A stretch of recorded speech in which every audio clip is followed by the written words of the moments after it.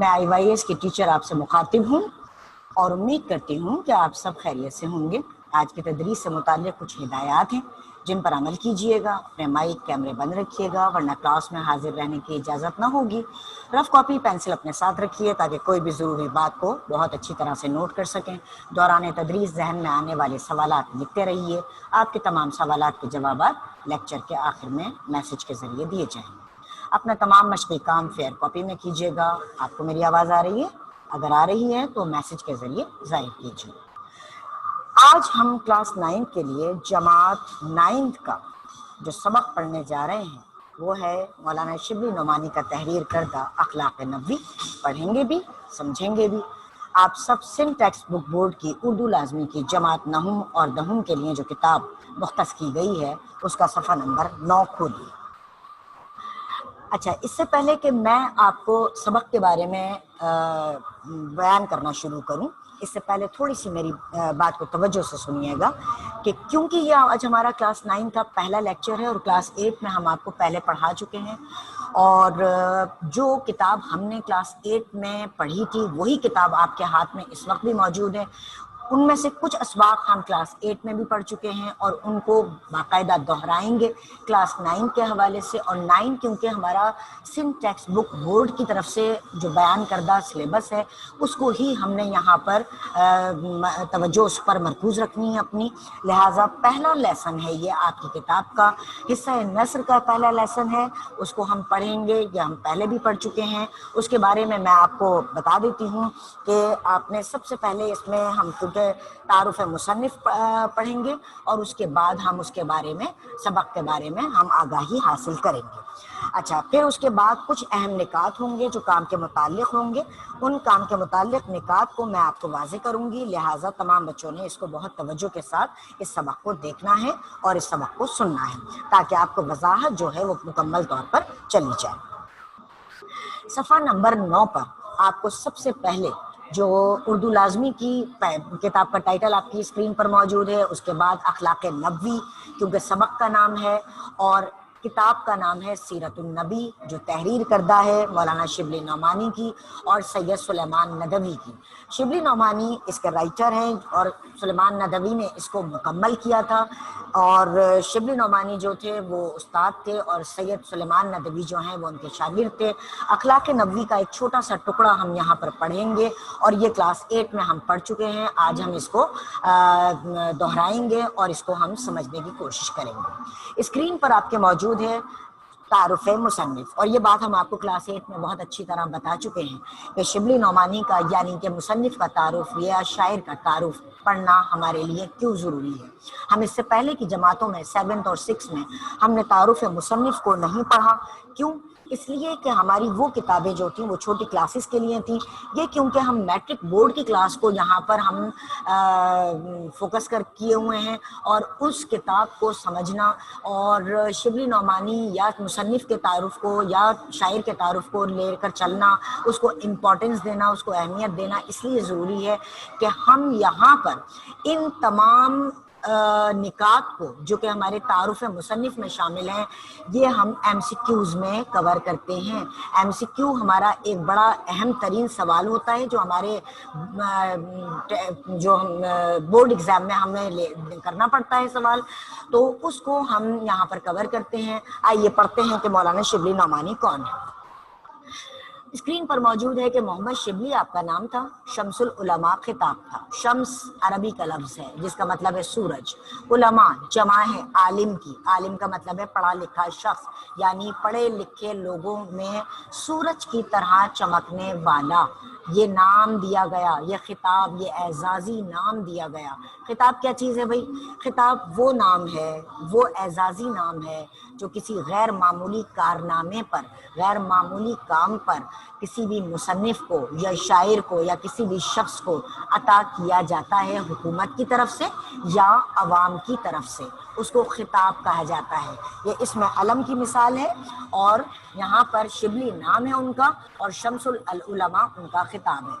نعمانی کیوں جوڑا انہوں نے نام کے ساتھ؟ امام اعظم ابو حنیفہ جو ہمارے فقہ کے جو حنفی فقہ کے جو رہنما اور سربراہ ہیں وہ امام اعظم ابو حنیفہ نعمان بن ثابت ہیں. ان کا نام ہے نعمان بن ثابت. ان کی ان سے عقیدت، ان سے محبت کی وجہ سے شبلی نعمانی نے اپنے نام کے ساتھ محمد شبلی کے ساتھ نعمانی کے لفظ کا اضافہ کیا. اور اضافہ کرنے کی وجہ کیا ہے کہ امام اعظم ابو حنیفہ سے آپ کو انتہائی عقیدت اور محبت تھی، لہٰذا انہوں نے اس کو اپنے نام کے ساتھ جوڑ لیا. والد کا نام شیخ حبیب اللہ تھا. اعظم گڑھ میں یعنی ہندوستان میں پیدا ہوئے. ابتدائی تعلیم اعظم گڑھ کے مدرسے سے حاصل کی. آپ کی لیاقت کی وجہ سے. لیاقت کیا چیز ہے؟ آپ کی ذہانت، آپ کی قابلیت، آپ کے سیکھنے کا جو طرز عمل تھا اس کو لیاقت کہا جاتا ہے. آپ کی جینیوسٹی، جس کو انگریزی میں آپ ذہانت کہتے ہیں، وہ لیاقت، قابلیت، اس کی وجہ سے سر سید نے علی گڑھ کالج میں عربی کا استاد مقرر کیا. یہ ہم آپ کو جب ہم نے کلاس 8 میں پڑھایا تھا، جب بھی ہم نے آپ کو سر سید احمد خان کی تحریک کے بارے میں بتایا تھا. آج اس کی تھوڑا سا مختصر تعارف میں بیان کر دوں کہ سر سید احمد خان ہماری تاریخ میں اس لیے ایک زندہ و جاوید نام ہے کہ انہوں نے 1857 کی جنگ آزادی کے بعد ہارے ہوئے مسلمانوں میں ایک علم کی شمع جو تھی وہ روشن کی، اور علم حاصل کرنے کا جو جذبہ تھا وہ بیدار کیا. اور آپ نے علی گڑھ میں اورینٹل کالج بنایا، محمدن اینگلو اورینٹل کالج، جو بعد میں ترقی پاتے پاتے علی گڑھ کالج بنا. پھر علی گڑھ مسلم یونیورسٹی جو آج بھی ماشاءاللہ قائم ہے، اور وہ آج بھی شمع روشن کی ہوئی ہے علم کی، وہ آج بھی موجود ہے. لہٰذا سر سید احمد خان نے جو علی گڑھ کالج بنایا تھا، جو علی گڑھ کے شہر میں بنایا تھا، ہندوستان کے شہر میں، یو پی ضلع میں، اس میں عربی کا استاد مقرر کیا شبلی نعمانی کو. یہی آپ کی تصنیفی زندگی. اب یہ بھائی تصنیفی زندگی کیا ہے؟ تصنیف کا مطلب ہے تحریر کرنا. کیا تحریر کرنا؟ جب آپ کوئی سبق تحریر کرتے ہیں، مضمون تحریر کرتے ہیں، کہانی تحریر کرتے ہیں، تو اس کو آپ کہتے ہیں کہ آپ نے تصنیف کیا ہے. تصنیف کرنے والا کون؟ مصنف کہلاتا ہے. اور مصنف کے نام کے ساتھ مولانا شبلی نعمانی کو ہم پڑھ رہے ہیں. تو آپ کی تصنیفی زندگی تحریر کرنے کی زندگی کا آغاز آپ نے کیا. آپ نے مصر، ترکی، روم، شام کے سفر کیے اور وہاں کے کتاب خانوں سے مواد حاصل کیا. اب بھائی مواد کیا چیز ہے؟ مواد ہے تحریری طور پر جو کچھ لکھا گیا ہے اس کو میٹر کہا جاتا ہے انگریزی میں، اور اردو میں مواد کہا جاتا ہے.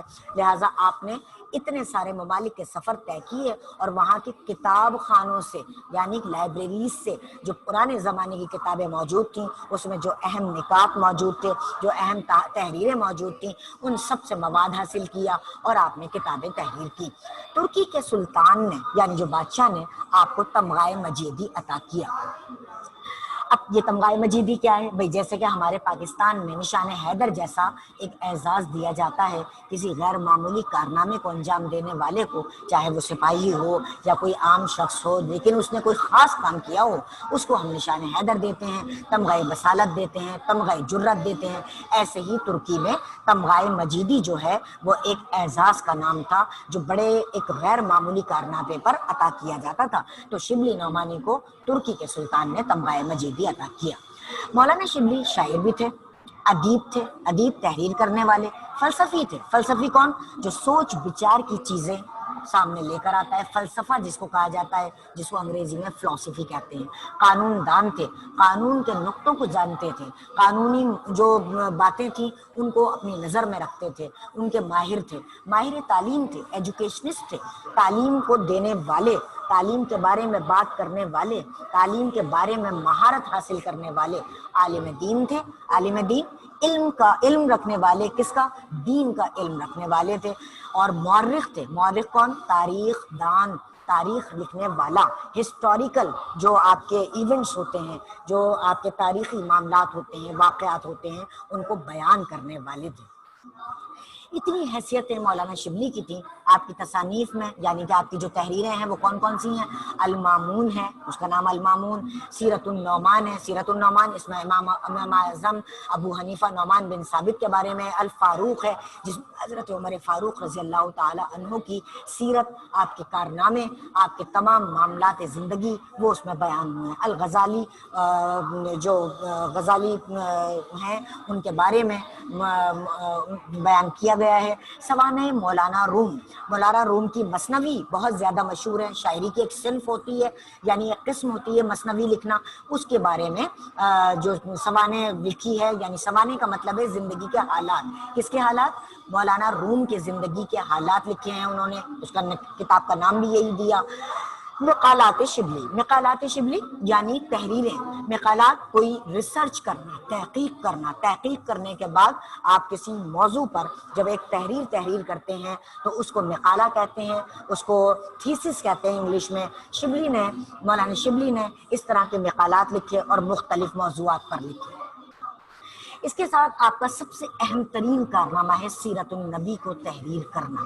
سیرت النبی، نبی کریم صلی اللہ علیہ وآلہ وسلم کی سیرت کے بارے میں تمام معاملات کو جو بیان کرنا، آپ کی زندگی کے تمام حالات و واقعات، آپ کی پیدائش سے پہلے کے واقعات، آپ کی پیدائش کے واقعات، آپ کی بچپن کے واقعات، آپ کی جوانی کے واقعات، آپ کی نبوت کے واقعات، اور تمام آپ کے وہ غزوات، وہ سرایا، وہ تمام زندگی جو آپ صلی اللہ علیہ وآلہ وسلم نے اس دنیا میں گزاری، اور آپ کے وصال کا واقعہ، آپ کے وصال کے بعد کے حالات، وہ سب کے سب ایک کتاب میں جمع کر دیے گئے۔ اور یہ ایک ایسی نایاب اور نادر کتاب ہے جو ہم مسلمانوں کے لیے انتہائی اہمیت کی حامل ہے، اور اس کی وجہ یہ ہے کہ اس سے ہمیں نبی پاک صلی اللہ علیہ وآلہ وسلم کے بارے میں مکمل معلومات بہت اچھی طرح حاصل ہو جاتی ہیں۔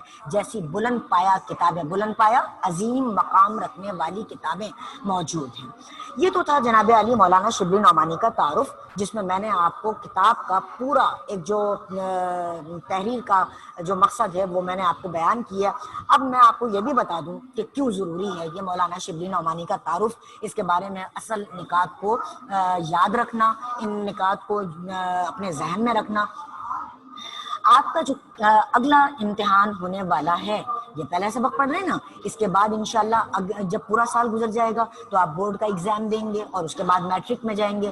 تو 9 کے بچوں کے لیے یہ شبلی نعمانی کا تعارف، یعنی اگر مصنف ہے تو اس کا تعارف، شاعر ہے تو اس کا تعارف، اس کو پڑھنا کیوں ضروری ہے؟ اس لیے پڑھنا ضروری ہے کہ یہ آپ کے MCQs کے بہت سارے سوالات کو کور کرتا ہے۔ مثال آپ سے پوچھ لیا جائے کہ بھئی شبلی نعمانی کا خطاب کیا تھا، مثال آپ سے پوچھ لیا جائے کہ سر سید نے کون سے کالج میں آپ کو عربی کا استاد مقرر کیا تھا، آپ سے پوچھ لیا جائے کہ کون سے ملک کے سلطان نے آپ کو کون سا تمغہ عطا کیا تھا، آپ سے پوچھ لیا جائے کہ آپ کی اہم تصانیف میں کون کون سی شامل ہیں۔ تو یہ تمام معلومات ہمیں کہاں سے مل رہی ہیں؟ ہمیں تعارف مصنف سے مل رہی ہیں۔ یہ تعارف مصنف پڑھنے کے بعد اب ہم آگے چلتے ہیں اور دیکھتے ہیں کہ اخلاق نبوی کا سبق پڑھنے سے پہلے ہمارے سامنے موجود ہے، آپ کی اسکرین پر موجود ہے، کچھ الفاظ ہیں، ان کے معنی ہیں، اور ان معنی کے ساتھ ساتھ پھر ہمارے لیے سبق پڑھنا آسان ہو جائے گا۔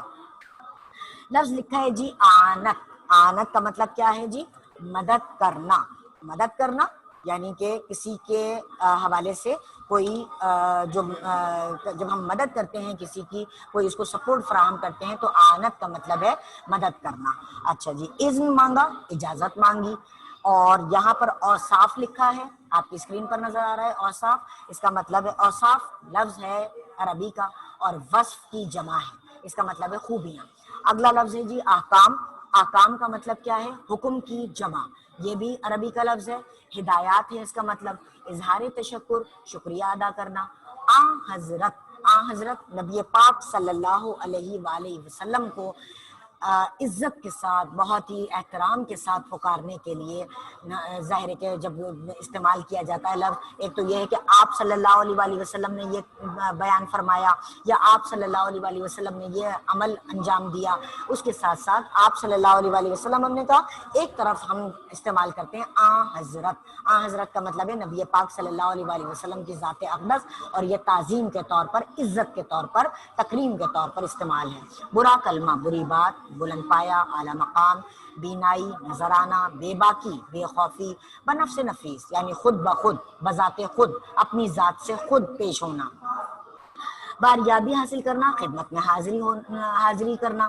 پروردہ، پلا ہوا، پیش دستی، پروردہ لفظ جو ہے فارسی کا ہے، پیش دستی، پہل کرنا۔ تنگیر ہونا، زیادتی یا سختی کرنے والا۔ تناول کرنا، کھانا کھانا۔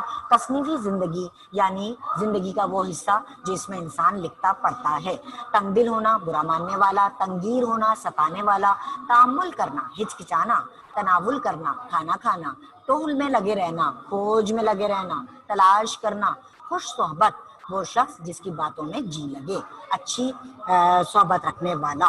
خطاب تعریفی لقب ہے، میں نے پہلے ہی آپ کو بتایا کہ شمس العلماء کا میں نے بتایا کہ کیا ہے، یہ شبلی نعمانی کا خطاب ہے، تعریفی لقب ہے جو حکومت کسی شخص کو اس کی خدمت کے نتیجے میں عطا کرتی ہے۔ خندہ جبیں فارسی ہے، خندہ کا مطلب ہے مسکراتی، جبیں کا مطلب ہے ماتھا، یعنی مسکراتی ہوئی ہنستی ہوئی پیشانی، لیکن یہاں پر اوور آل یعنی مکمل طور پر مجموعی طور پر اس کو کہا جاتا ہے کہ جب انسان کا چہرہ ہنستا ہوا ہو تو اس کو کہتے ہیں خندہ جبیں ہس مکھ۔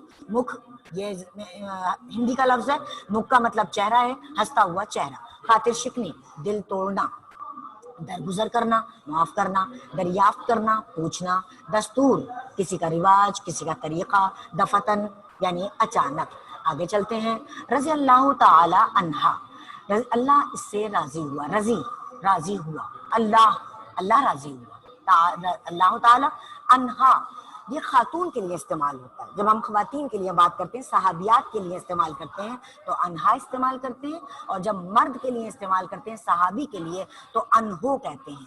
خواتین کے لیے انہا اور مردوں کے لیے انہو استعمال ہوتا ہے۔ راست گو فارسی ہے، راست کا مطلب سچائی، گو کہنے والا، سیدھی سچی بات کہنے والا۔ رخ پھیرنا منہ موڑنا، زعفران خوشبودار پتیاں، زعفران کھانے میں بھی استعمال ہوتا ہے، رنگ کے لیے بھی استعمال ہوتا ہے اور خوشبو کے لیے بھی استعمال ہوتا ہے، لیکن یہ کہ آگے جب ہم اس سبق میں پڑھیں گے تو نبی پاک صلی اللہ علیہ وسلم کا طریقہ کار پڑھیں گے کہ آپ نے زعفران لگانے کو ناپسند فرمایا، لیکن پرانے زمانے میں عربوں میں یہ قاعدہ تھا کہ وہ زعفران کو کھانوں میں بھی استعمال کرتے تھے، خوشبو کے لیے بھی استعمال کرتے تھے، اور اپنے لباس پر جسے عطر کے طور پر استعمال کرتے تھے، یہ ان کا طریقہ کار تھا۔ زوجیت زوجہ ہونا، یعنی کہ عربی کا لفظ ہے بیوی ہونا۔ سفارت ورد کا آنا، ورد کیا ہے کچھ لوگوں کا گروپ آنا۔ شمس العلماء یہ بات میں آپ کو تعارف مصنف میں بیان کر چکی، عالموں کا سورج یعنی پڑھے لکھے لوگوں کا سورج کے طور پر چمکنا، یعنی کہ شبلی نعمانی کون تھے؟ عالموں کے پڑھے لکھے لوگوں کے سورج کے طور پر۔ چاند کی روشنی کم ہوتی ہے، سورج کی روشنی زیادہ ہوتی ہے، ستاروں کی روشنی کم ہوتی ہے، سورج کی روشنی زیادہ ہوتی ہے، تو جب ہمیں سپرلیٹو ڈگری اعلیٰ ترین مقام دینا ہوتا ہے کسی کو تو ہم چاند تارے سورج میں سب سے بلند ترین مقام پر کس کو رکھتے ہیں؟ سورج کو رکھتے ہیں، لہٰذا شمس العلماء ایک خطاب تھا جو عالموں کے سورج کے حوالے سے تھا۔ صلی اللہ علیہ وآلہ وسلم، اللہ تعالیٰ حضور پاک صلی اللہ علیہ وآلہ وسلم اور آپ کی آل پر، آل اولاد پر رحمت نازل فرمائے۔ یہ نبی کریم صلی اللہ علیہ وآلہ وسلم کے نام کے ساتھ جو آپ کے نام کے ساتھ ہم پڑھتے ہیں اور جو پروٹوکول ہے، جو آپ کی تعظیم ہے، اس کو ادا کرنا نہایت لازمی ہے، لہٰذا اس کے معنی بتائے گئے کہ اللہ تعالیٰ حضور پاک اور آپ کی آل پر رحمت نازل فرمائے۔ صلہ رحمی ماں کے رشتے کی وجہ سے کسی سے نیک سلوک کرنا۔ ضیافت دعوت، مہمان نوازی، کسی کو مہمان بنانا، کھانا کھلانا۔ عیب گیری کسی کی برائی کرنا۔ قدم رنجہ فرمانا، تشریف لانا۔ مروب روب میں آیا ہوا۔ مقروض جس پر قرض ہو۔ ماخوذ لیا گیا۔ یہ تمام الفاظ آپ کو بتائے گئے۔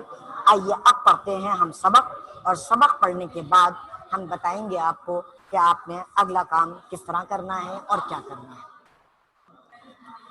آپ کی اسکرین پر آپ کو سبق نظر آ رہا ہے اخلاق نبوی صلی اللہ علیہ وآلہ وسلم۔ میں نے آپ کو پہلے ہی بتایا کہ سیرت النبی ایک ایسی کتاب ہے جس کو مولانا شبلی نعمانی نے تحریر کیا اور نبی پاک صلی اللہ علیہ وآلہ وسلم کی زندگی کے تمام گوشے اس میں واضح کر دیے، اور ہمیں اگر مکمل ترین آپ کی زندگی کو پڑھنا ہے تو سیرت النبی کو ہم آرام سے پڑھ کر اس سے اندازہ لگا سکتے ہیں کہ اللہ کے نبی کے اخلاق و عادات کیا تھے، آپ نے کس طرح زندگی گزاری، لوگوں کے ساتھ آپ کا سلوک کیا تھا۔ لہٰذا اس میں سے ایک چھوٹا سا ٹکڑا آپ کی کتاب میں سبق کے طور پر شامل کیا گیا جس کا عنوان دیا گیا اخلاق نبوی۔ اخلاق جمع ہے خلق کی، خلق کا مطلب انکا لعلی خلق عظیم۔ سورہ قلم میں اللہ تعالیٰ فرماتا ہے قرآن میں کیا؟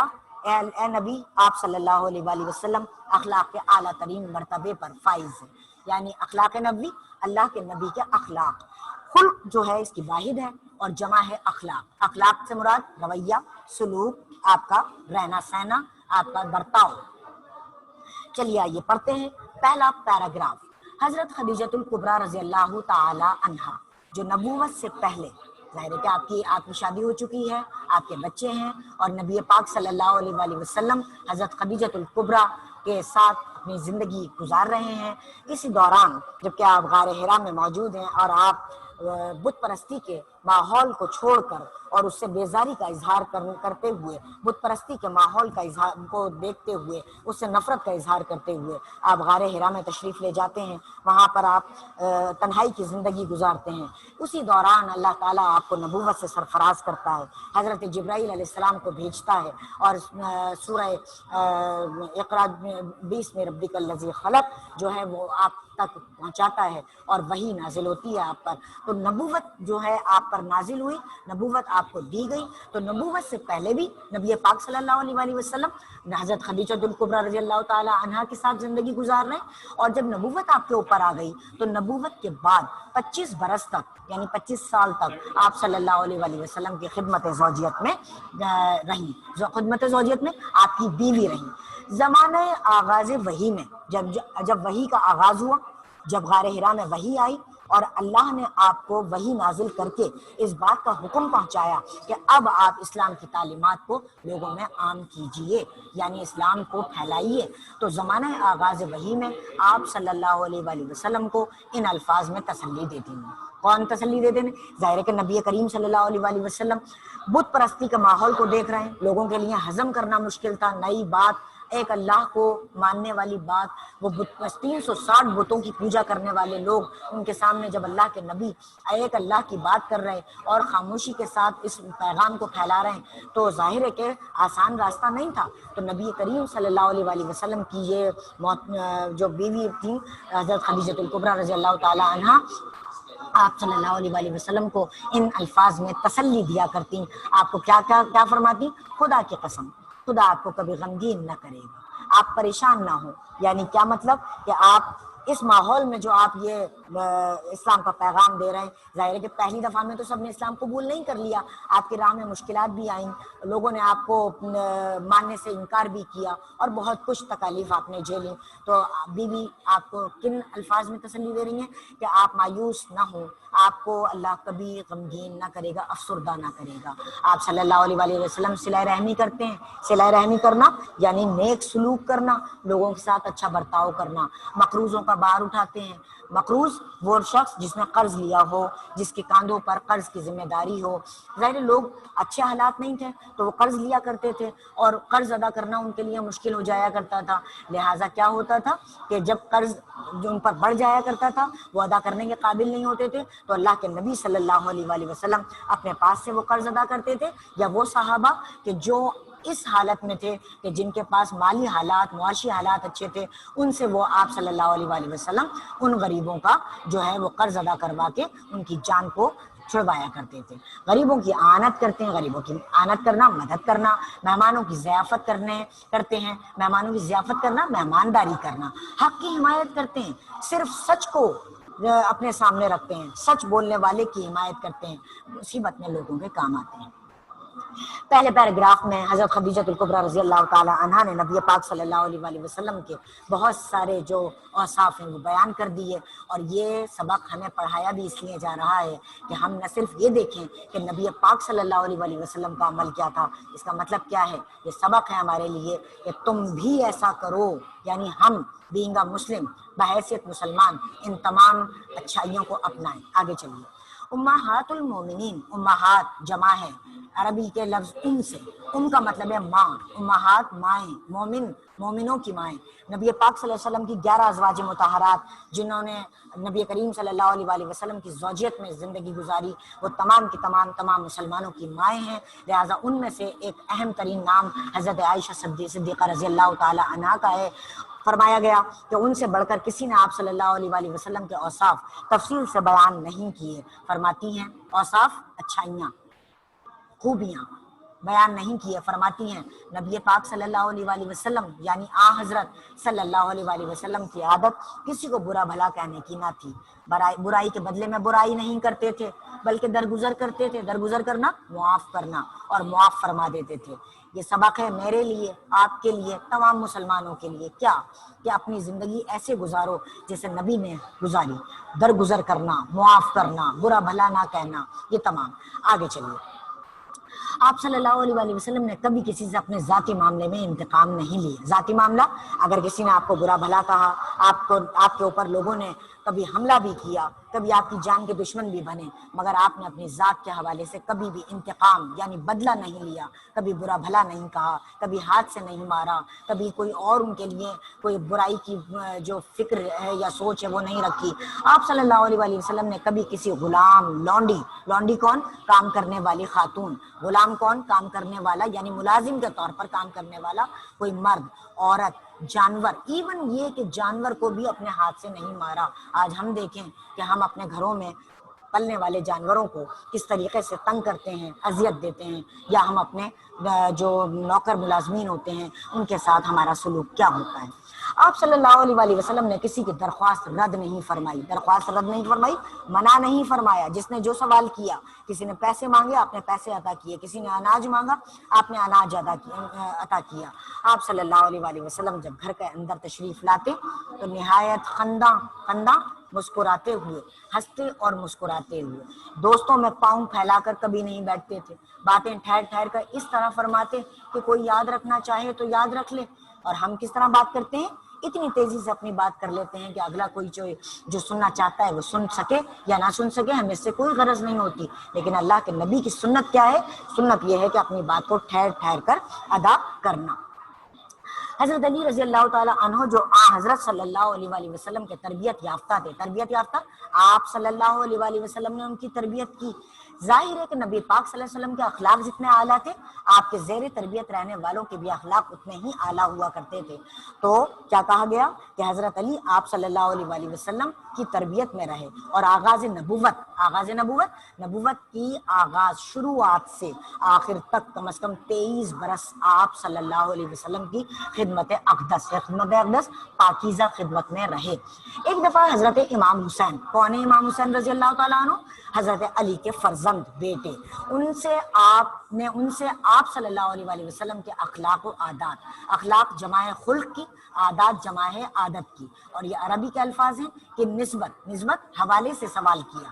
کیا پوچھا حضرت امام حسین نے اپنے والد سے کہ نبی پاک صلی اللہ علیہ وآلہ وسلم کی عادات و اخلاق کے بارے میں بیان فرمائیے۔ حضرت علی نے کیا فرمایا؟ آپ خندہ جبی فارسی لفظ ہے، خندہ جبی میں نے آپ کو پہلے ہی بتایا کہ مسکراتی ہوئی پیشانی، خندہ کا مطلب ہے مسکرانا، جبی کا مطلب ہے پیشانی، لیکن یہاں پر جو اصل لفظ ہے وہ کیا معنی دیتا ہے کہ مسکراتا ہوا چہرہ۔ نرم خو عادت فارسی کا لفظ ہے، نرم عادت والے، مہربان طبع یعنی مہربانی کی طبیعت رکھنے والے، سخت مزاج نہ تھے، مزاج کو سخت نہ رکھتے تھے، تنگ دل نہ تھے، آپ کا دل بڑا کھلا ہوا تھا، لوگ جب بھی آپ سے کوئی بات پوچھتے آپ برملا اس کا اظہار کرتے، کوئی چیز آپ سے طلب فرماتے آپ برملا اس چیز کو آپ کو عطا کرتے۔ کبھی آپ نے یہ نہیں کہا کہ اپنی مطلب کی، اپنی ضرورت کی چیز روک لی اور دوسرے لوگوں کو آپ نے عطا کیا ہو، ایسا کچھ بھی نہیں ہوا، بلکہ آپ نے کیا کیا؟ آپ نے یہ کیا کہ اپنی جو ضرورت کی چیزیں تھیں وہ آپ نے لوگوں کو عطا کی۔ کوئی برا کلمہ منہ سے کبھی نہیں نکالتے تھے۔ عیب تلاش کرنے والا، برائی تلاش کرنے والا، اور تنگیر نہ تھے، تنگیر ہونا یعنی ستانے والے۔ اب ہم اپنے نفس کو دیکھیں، ہم اپنے عادات کو دیکھیں، اللہ کے نبی کی عادات کیا ہیں؟ کیا آپ کو بتایا جا رہا ہے؟ سبق آپ کو بتا رہا ہے کہ ایسے بن جاؤ۔ اور ہم کیسے ہیں؟ ہم لوگوں کی عیب تلاش کرتے ہیں، ہم برائیاں تلاش کرتے ہیں، اور جب برائی ہمیں پتہ چل جاتی ہے تو لوگوں کے ساتھ ہم اس کو بیان کرتے ہیں۔ آگے کس طرح سے وہ دیا گیا؟ آگے کہا گیا کہ آپ نے کیا کیا کہ کوئی برا کلمہ منہ سے کبھی نہیں نکالا، تنگیر نہ تھے، اپنے نفس سے 3 چیزیں آپ نے بالکل دور کر دی تھیں، اپنے نفس سے، اپنی ذات میں سے 3 چیزیں آپ نے بالکل الگ کر دی۔ بحث و مباحثہ نہیں کرتے تھے، یعنی تکرار نہیں کرتے تھے، بلا ضرورت کسی سے بات نہیں کرتے تھے، جو بات مطلب کی نہ ہو اس میں پڑھتے ہی نہ تھے، اور ہم آج انہی تمام برائیوں میں مبتلا ہیں۔ ہم اپنی غیر ضروری باتوں کو اتنا آگے کھینچ کر لے جاتے ہیں، انہی چیزوں پر ہم رہتے ہیں۔ اس کا مطلب کیا ہے؟ سنت نبوی سے ہم انتہائی دور ہیں۔ سبق ہمیں کس بات پر راغب کر رہا ہے؟ بن جاؤ ویسے جیسا کہ تمہیں کتاب بتا رہی ہے، یہ میٹر بتا رہا ہے کہ نبی کی زندگی کیا تھی اور تم کیسی زندگی گزار رہے ہو۔ دوسروں کے متعلق بھی تین باتوں سے پرہیز کرتے تھے، رک جایا کرتے تھے، کسی کو برا نہیں کہتے تھے، کسی کی عیب گیری نہیں کرتے، عیب گیری کرنا کسی کی برائی تلاش کرنا، کسی کے اندرونی حالات کی توہ میں نہیں رہتے تھے، تلاش نہیں کرتے تھے کہ اندرونی حالات کیسے ہیں، تمہارے ہاں کیا ہو رہا ہے، میرے ہاں کیا ہو رہا ہے، کون کیا کر رہا ہے، آج کل کیا چل رہا ہے، کسی سے کوئی مطلب غرض نہیں تھی، بس مطلب کی بات سے آپ کو مطلب تھا۔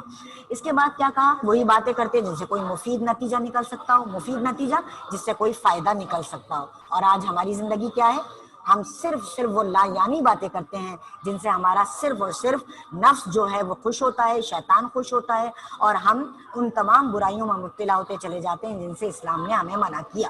کوئی دوسرا بات کرتا تو جب تک وہ بات ختم نہ کر لیتا چپ سنا کرتے، دوسروں کے منہ سے اپنی تعریف سننا پسند نہیں کرتے تھے۔ آج میں اور آپ اپنے کردار کو دیکھیں، ہمیں سب سے زیادہ پسند کون آتا ہے؟ میرا وہ دوست اچھا لگتا ہے جو میری تعریف کرتا ہے، اور جو مجھ پر تنقید کرے، میری برائی بتائے، مجھے بہت برا لگتا ہے۔ تو نبی کی سنت کو جو اگر اپنانا چاہتے ہیں تو کیا ہے کہ اپنی تعریف کو سننا جو ہے وہ ہمیں زیب نہیں دیتا۔ نہایت فیاض تھے، فیاض، اپنی ضرورت کی چیزیں لوگوں کو دے دینے والے، سخی، راست گو فارسی کا لفظ ہے، سچ بولنے والے، نہایت نرم طبع، نرم طبیعت رکھنے والے، نہایت خوش صحبت، اچھا ساتھ رکھنے والے، جس کو کہتے ہیں نا ہم کہ یہ ہمارے فلاں شخص کی جو کمپنی ہے بڑی اچھی ہے، تو وہ کمپنی، وہ صحبت، وہ ساتھ جو ہے وہ نبی پاک صلی اللہ علیہ وآلہ وسلم کا انتہائی اچھا تھا۔ اگر کوئی دفتن اچانک آپ کو دیکھتا تو مروب ہو جاتا، روب میں آ جاتا، لیکن جیسے جیسے آشنا ہوتا جاتا، آشنا واقف ہوتا جاتا، آپ کو جاننے لگتا، آپ صلی اللہ علیہ وآلہ وسلم سے محبت کرنے لگتا۔ ہند بن ابی حالہ رضی اللہ تعالی عنہ، جو گویا حضرت صلی اللہ علیہ وسلم کے آغوش پروردہ، یہ فارسی کا لفظ ہے، آغوش کا مطلب گود، پروردہ پالے ہوئے، ایک طرح سے نبی کریم صلی اللہ علیہ وآلہ وسلم کی پرورش میں ہی رہے تھے۔ ہند بن ابی حالہ جو صحابی تھے وہ بیان کرتے ہیں کہ آپ صلی اللہ علیہ وآلہ وسلم نرم خو تھے، یعنی کہ اچھی طبیعت والے، نرم طبیعت والے، سخت مزاج نہ تھے، کسی کی توہین روا نہ رکھتے تھے، چھوٹی چھوٹی باتوں پر اظہار توہین روا رکھنا، کسی کی بے عزتی نہیں کرتے تھے۔ آج ہم خوش ہوتے ہیں بے عزتی کر کے، اور کسی کی اچھی بات کو ہم زیادہ بیان کرنے سے اچھا سمجھتے ہیں کہ بھائی اس کی برائی بیان کی جائے، جبکہ نبی کی سنت کیا ہے؟ نبی صلی اللہ علیہ وسلم کی سنت یہ ہے کہ کسی کی توہین نہ کی جائے، چھوٹی چھوٹی باتوں پر اظہار تشکر فرمانا، شکریہ ادا کرنا۔ کہا کیا جاتا ہے، جو بندوں کا شکریہ ادا نہیں کرتا وہ رب کا شکریہ ادا نہیں کرتا۔ بندوں کا شکریہ بھی ادا کریں، ذرا سا کسی نے کام کر دیا، کیا جاتا ہے، زبان تھوڑی سی ہلانی پڑتی ہے نا، لیکن کیا ہے کہ وہ سنت نبی ادا ہوتی ہے، اور اس پر ہمیں اجر ملے گا، اس بات پر کہ ہم نے کسی کا شکریہ ادا کیا۔ اس کے بعد کہا، کھانا جس قسم کا بھی کھانے سامنے آتا تناول فرماتے۔ آج ہم اچھے اچھے کھانے میں عیب نکالتے ہیں، برائی کرتے ہیں اور نہیں کھاتے، لیکن نبی کریم صلی اللہ علیہ وآلہ وسلم نے وہ ہر قسم کا کھانا تناول فرمایا، کھانا کھایا اور اس کو برا بھلا نہ کہا۔ آگے چلتے ہیں۔ اس کے ساتھ ساتھ اب آگے دیکھیے کہ جریر بن عبداللہ رضی اللہ تعالی عنہ، جریر بن عبداللہ رضی اللہ تعالی عنہ ایک صحابی ہیں۔ ابھی آپ نے پڑھا ہند بن ابی حالہ کا بیان، اب آپ کے سامنے دوسرے صحابی کا بیان ہے۔ جریر بن عبداللہ رضی اللہ تعالی عنہ ایک صحابی ہیں جن کو دیکھ کر آپ صلی اللہ علیہ وآلہ وسلم محبت سے مسکرا دیا کرتے تھے۔ ان کا بیان ہے کہ کبھی ایسا نہ ہوا کہ میں خدمت اقدس پاکیزہ خدمت میں حاضر ہوا اور آپ صلی اللہ علیہ وآلہ وسلم نے مسکرا نہ دیا ہو۔ کیا مطلب ہے؟ نبی کریم صلی اللہ علیہ وآلہ وسلم کا طریقہ کار کیا تھا؟ آپ اپنے فخر اور تکبر میں نہیں ہوتے تھے، آپ مسکراتے ہوئے چہرے کے ساتھ لوگوں کا استقبال کرتے تھے، ان سے بات کرتے تھے، اور یہ آپ کی عاجزی کو، انکساری کو ظاہر کرتا ہے۔ تو کیا یہ سبق ملتا ہے اس پیراگراف سے کہ ہمیں لوگوں کے ساتھ اچھا سلوک رکھنا چاہیے، مسکراتے ہوئے چہرے کے ساتھ ملنا چاہیے۔ آپ صلی اللہ علیہ وآلہ وسلم کا چہرہ ہنستا تھا، وقار و متانت سے گفتگو فرماتے، وقار سنجیدگی سے، متانت بھی جو ہے وہ شان اور سنجیدگی سے گفتگو فرماتے، کسی کی خاطر شکنی نہیں کرتے تھے۔ کیا مطلب؟ دل نہیں توڑتے تھے۔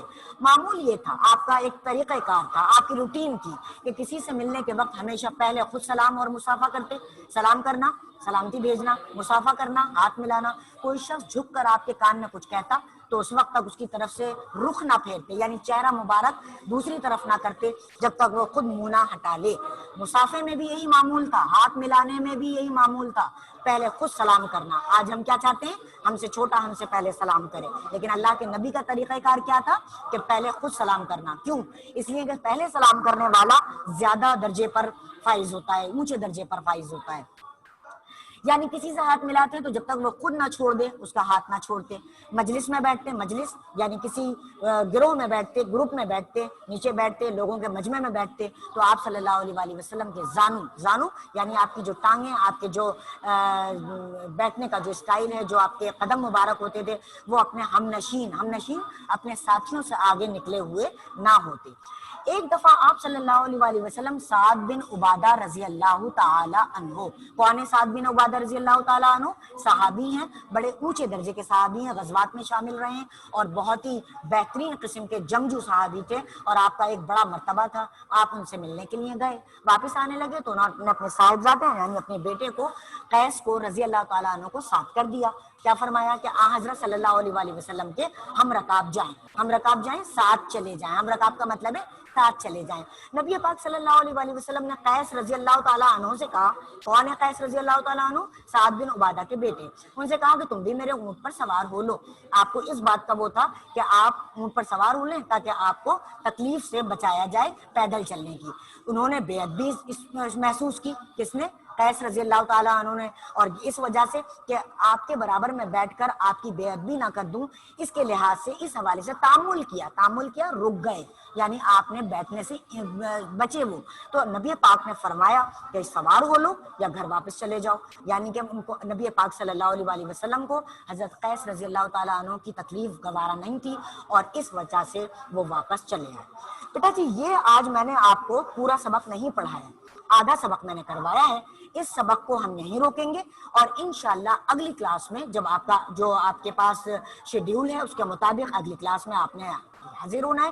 میں نے آپ کو یہ بھی بتانا ہے کہ آپ نے کاپیز کو کس طرح سے آپ نے سیٹ کرنا ہے، کاپیز آپ نے کیسے بنانی ہے۔ ویسے تو میں کلاس 8 میں بتا چکی ہوں، لیکن اس کے باوجود اس سبق کو ہم مکمل کریں گے، اور مکمل کرنے کے بعد جو اس کا مشقی کام ہوگا اس کو بھی کریں گے۔ آج میں اپنے سبق کو یہیں پر اینڈ کرتی ہوں اور آپ سے اجازت چاہوں گی۔ اللہ حافظ۔